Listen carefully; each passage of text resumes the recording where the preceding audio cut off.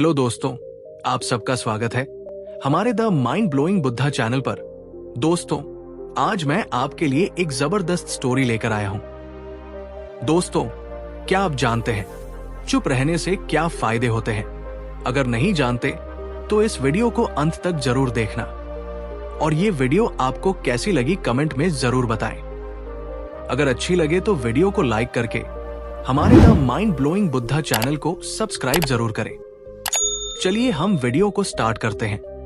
बहुत समय पहले की बात है। एक शांत और सुंदर गांव में एक बुद्धिमान बौद्ध भिक्षु रहते थे जिनका नाम आनंद था। आनंद अपने ज्ञान, धैर्य और मौन के महत्व को समझाने के लिए जाने जाते थे। वे अक्सर गांव वालों को सिखाते थे कि चुप रहना कैसे हमारे जीवन में शांति और संतुलन ला सकता है। गांव में एक युवा व्यक्ति था जिसका नाम सूरज था। सूरज बहुत बातूनी और उत्साही था। वो हर समय बोलता रहता था, चाहे उसकी बातों का कोई महत्व हो या नहीं। उसकी आदत थी कि वो किसी भी चर्चा में अपनी राय देना चाहता था, चाहे वो सही हो या गलत। उसकी इस आदत से लोग परेशान रहते थे, लेकिन वो खुद इस बात को नहीं समझता था। एक दिन गांव के कुछ लोग आनंद के पास आए और सूरज की आदत के बारे में शिकायत की।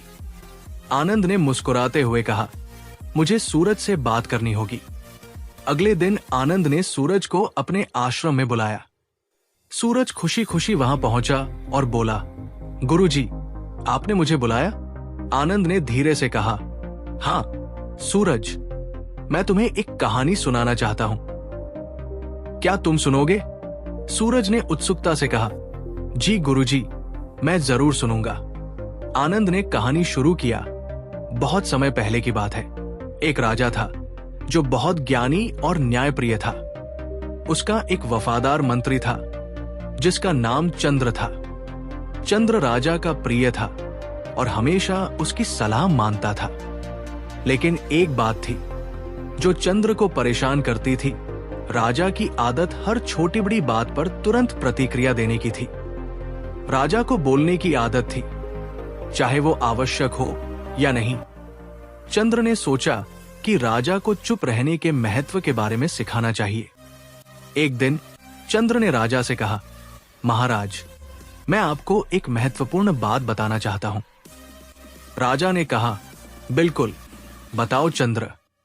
चंद्र ने कहा, महाराज, क्या आप जानते हैं कि मौन में कितनी शक्ति होती है? कभी कभी चुप रहना ही सबसे बुद्धिमानी होती है। राजा ने इसे हल्के में लिया और कहा, मैं समझता हूं, लेकिन मैं तो राजा हूं, मुझे बोलना ही पड़ता है। चंद्र ने राजा को एक परीक्षण की सलाह दी। उसने कहा, महाराज, आइए एक सप्ताह के लिए एक प्रयोग करें। इस दौरान आप केवल तभी बोलेंगे जब बिल्कुल आवश्यक हो। देखें कि इसका क्या परिणाम होता है। राजा ने चंद्र की बात मान ली और परीक्षण शुरू हो गया। अगले कुछ दिनों में राजा ने पाया कि जब वो कम बोलता है तो लोग उसकी बातों को अधिक गंभीरता से लेते हैं। उसने देखा कि उसकी समझदारी और निर्णय लेने की क्षमता बढ़ रही है। राजा ने महसूस किया कि जब वो चुप रहता है तो उसे सोचने और सही निर्णय लेने का अधिक समय मिलता है। वो अपनी गलतियों को भी बेहतर ढंग से समझ सकता था। इस प्रयोग के अंत में राजा ने चंद्र को बुलाया और कहा, चंद्र, तुम सही थे। चुप रहना वास्तव में बहुत महत्वपूर्ण है। इससे मुझे शांति और संतुलन मिला है। चंद्र ने मुस्कुराते हुए कहा, महाराज, ये सच है कि कभी कभी चुप रहना ही सबसे बड़ी बुद्धिमानी होती है। मौन में शक्ति होती है और ये हमें आत्मसंयम और समझदारी सिखाता है। सूरज ने गहराई से सोचा और फिर आनंद की ओर देखा। गुरुजी, क्या आप कहना चाहते हैं कि मुझे भी कम बोलना चाहिए और चुप रहना सीखना चाहिए? आनंद ने धैर्यपूर्वक कहा, हाँ सूरज, चुप रहने से हमें कई फायदे मिलते हैं। जब हम चुप रहते हैं तो हम अधिक सुन सकते हैं, अधिक समझ सकते हैं और सही निर्णय ले सकते हैं। इससे हमारी सोचने की क्षमता बढ़ती है और हम आत्मसंयम सीखते हैं। सूरज ने सोचा और फिर धीरे धीरे कहा, गुरुजी, मुझे समझ में आ गया है। मैं अपने बोलने की आदत को सुधारने का प्रयास करूंगा। और अधिक चुप रहने का अभ्यास करूंगा। आनंद ने संतोषपूर्वक मुस्कुराते हुए कहा, यह तुम्हारे जीवन के लिए एक महत्वपूर्ण कदम है सूरज। याद रखो, मौन में शक्ति होती है। ये हमें आत्मसंयम, धैर्य और समझदारी सिखाता है। सूरज ने आनंद के पांव छूकर आशीर्वाद लिया और संकल्प किया कि वो अपने बोलने की आदत को सुधारने का प्रयास करेगा। उसने अपने शब्दों का सही उपयोग करने और सोच समझकर बोलने का अभ्यास शुरू किया।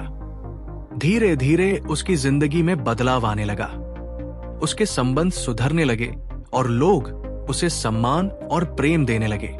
आनंद ने सूरज को देखकर गर्व महसूस किया और सोचा कि अगर हर व्यक्ति चुप रहने के महत्व को समझे और इसका पालन करे तो ये दुनिया कितनी सुंदर और शांतिपूर्ण हो सकती है।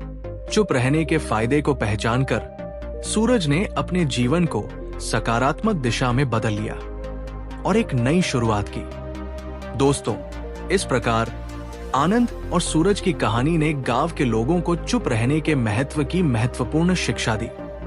सभी ने मिलकर ये संकल्प लिया कि वे अपने शब्दों का सही उपयोग करेंगे और मौन का पालन करेंगे। इससे गांव में शांति, समझदारी और संतुलन का वातावरण बना। तो दोस्तों, इस कहानी से हमें ये सीख मिलती है कि चुप रहने में बहुत शक्ति होती है। मौन हमें आत्मसंयम, धैर्य और समझदारी सिखाता है। जब हम चुप रहते हैं तो हम अधिक सुन सकते हैं, अधिक समझ सकते हैं और सही निर्णय ले सकते हैं। इसलिए हमें मौन का महत्व समझना चाहिए और इसे अपने जीवन में अपनाना चाहिए। तो दोस्तों, ये कहानी आपको कैसी लगी कमेंट में जरूर बताएं। अगर अच्छी लगी हो तो वीडियो को लाइक करके हमारे the mind blowing Buddha channel को सब्सक्राइब जरूर करें। नमो बुद्धाय।